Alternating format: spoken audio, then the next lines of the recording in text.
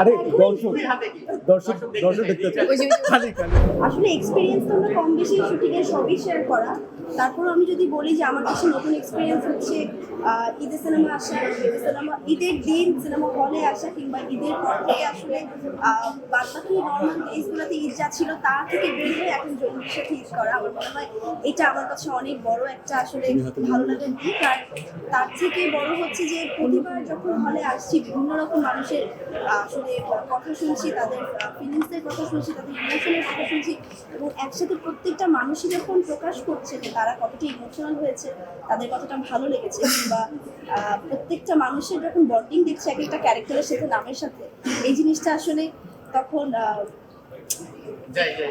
এই জিনিসটা আসলে তখন অনেক বেশি টাচ করছে, যার জন্য আরো মনে হচ্ছে খুব বেশি করে আসি হলে। এবং সবচেয়ে বড় কথা, আমি ফ্যামিলি নিয়ে দেখতে আসতে চেয়েছিলাম আজকে, বাট বাড়িতে এতটাই ভিড় ছিল। হাতে হাতে কি আমরা একটু দেখতে চাই, বলো দেখি বলো দেখি। কুইজ কুইজ আরে দর্শক হাতে কি দর্শক দর্শক দেখতে চাই খালি খালি জঙ্গলি আসলে দিকে কতটা ধারণ করে সেটা দর্শকদের দেখলে হাতের তালুতে ধারণ করছে। সুইট সুইট, অনেক সুইট।